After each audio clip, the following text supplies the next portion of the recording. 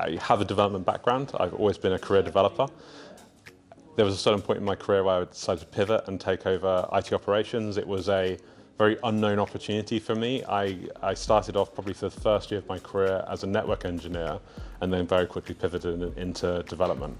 So I'd taken over IT ops and we built one of the first Microsoft private clouds in the UK, tons of automation, and then I guess there was a natural synergy between the operations and the development work, and especially running IT operations and being able to talk to developers in a language that they understood while also execute on the operational side.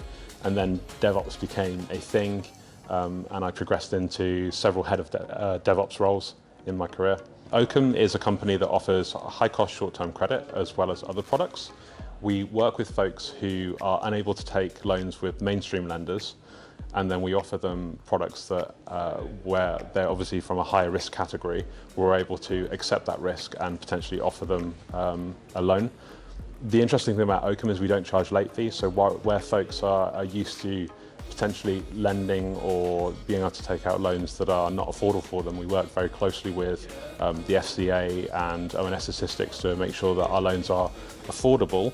We also won't charge you late fees, so we won't make the problem worse if you're having problems repaying us, and we'll work with you very closely. We graduate people from our first wave of loans, so once you've lent with us and you have a risk profile that's well understood by the business, we can go and offer you much better rates and different terms on lending. And at a certain point, we graduate people to other mainstream lenders because we have enough data to say, well, these people are now reputable and we understand the risk around them lending. We can then go and forward you to a normal mainstream lender. My role at Oakham is the interim CTO.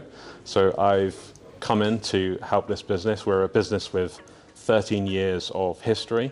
So there are a lot of different technologies that play in the development space.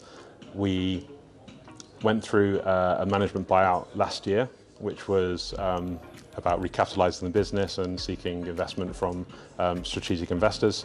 And now I guess we're in a situation where we need to go and look at that technical stack and say, okay, how can we accelerate things? We've got lots of heritage systems, lots of VB.NET and lots of C# from quite a few years ago. And now one of the challenges, like how do we attract folks that want to work on modern languages? How do we eat the elephant? So this is a very traditional DevOps problem of wanting to accelerate while having to work with the heritage estate. So what's changed in DevOps in the last 12 months? I think we see a lot more synergy between development. I see a lot more roles where folks can do operational things, often work in the cloud and do development. The growth of service mesh has been amazing for us. It's one of those really interesting solutions that actually solves tons of things. So you have a lot of legacy systems talking to each other. As soon as you wrap service mesh around that, you have the instant ability to see tracing throughout the stack, and so that's been really helpful in trying to start to decompose some of our bigger challenges.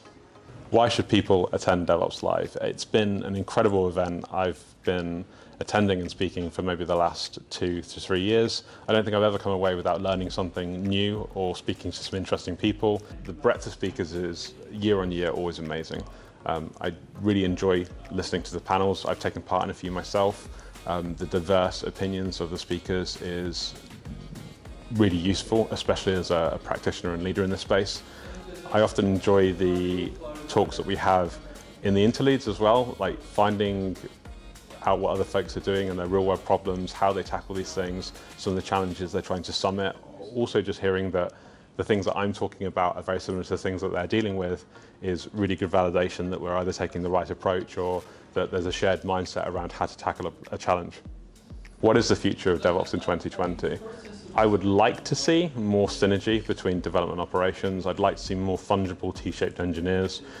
There's still a sense that when you enter a business, you'll find a DevOps guy, or we should say DevOps person. I'd like to see more engineers with DevOps experience, so less of those folks that are siloed and more generalist, full stack, fungible roles. Again, people will have their leaning, or they'll have their depth, and whether that's DevOps, whether that's development, whether that's front end, but having that story that makes sense across the stack is probably one of the things that we should aim for in 2020.